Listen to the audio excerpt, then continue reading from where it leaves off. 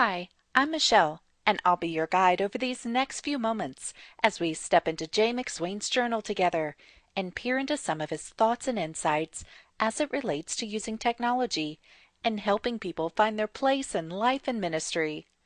Today's journal entry is about using technology to get the same ineffective outcomes. So let's begin. If you had the opportunity to listen in on Jay's conversations and the conversations of the Place Ministry staff year after year with churches and organizations desiring to utilize Place, you would hear one idea come up time after time. Churches want to use online assessments like Place to guide, direct, and encourage people to ministry opportunities. And they want the online technology to create a formula that if someone has a certain place profile, then they should engage in a certain ministry.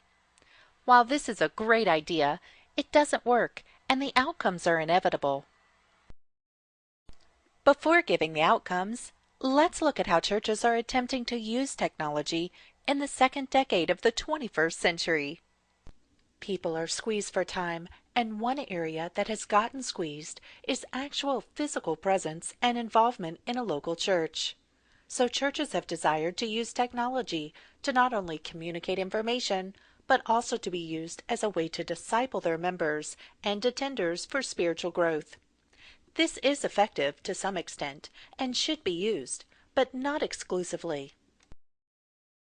Also, from the 1970s to the early part of the 21st century, churches in America created program after program in an attempt to reach people with the gospel.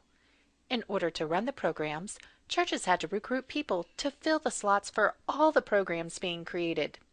It didn't really matter whether the people recruited were competent or fulfilled, but only that they could fill the slot needed for all the programming.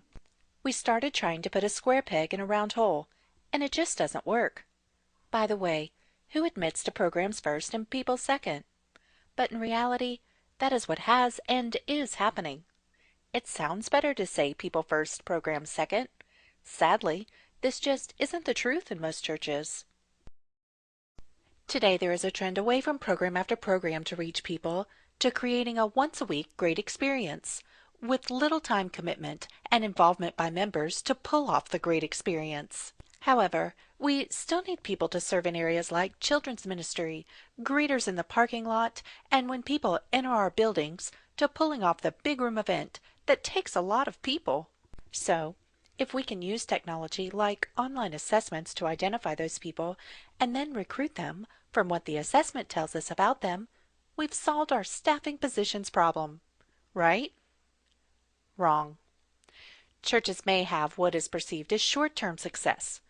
Generally, success is equated by how many people show up for the great experience, but the long-term consequences are going to be disastrous for the health and vitality of the church. Now let's look back at technology and outcomes.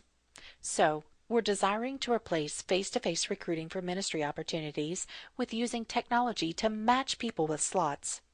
Just a different way of pigeonholing people into slots. The outcomes are and will continue to be the same.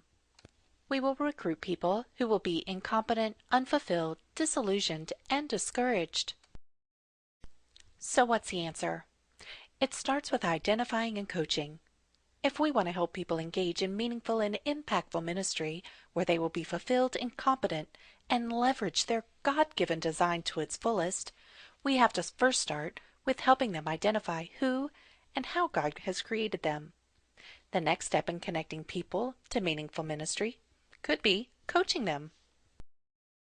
Yes, 97% of this communication has been spent on the downside of using technology, and 2 sentences about what we perceive as the solution.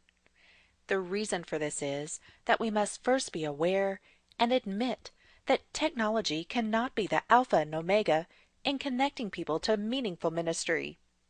It does have its place, no pun intended, but with anything that is good, it can and often does get used for bad.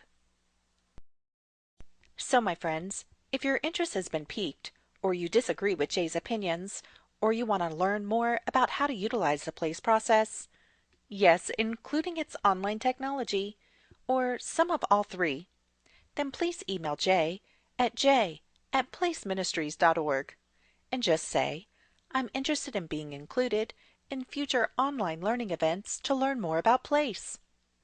Jay is in the process of developing webinars that will include topics like how to prepare a presentation to present PLACE to the decision makers for utilizing PLACE at your church, the proper use of PLACE and technology, interpreting the PLACE profile holistically, not just individually, why coaching is the key to correct ministry placement, differences between coaching, counseling, consulting, and mentoring, why sermons on ministry involvement may lower involvement, not enhance it, how sermons can enhance ministry involvement at your church, keys to effective coaching using the PLACE profile, the place to start in raising ministry involvement, and interviews with church leaders effectively using PLACE.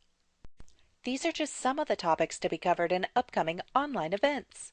Also, please feel free to email Jay if you have a topic or interest regarding PLACE or ministry involvement that you would like him to consider. Again, thanks for the privilege we at PLACE Ministries have in serving you and those you influence.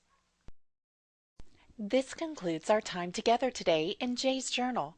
I hope you've gained some useful information to help people find their place in life and ministry.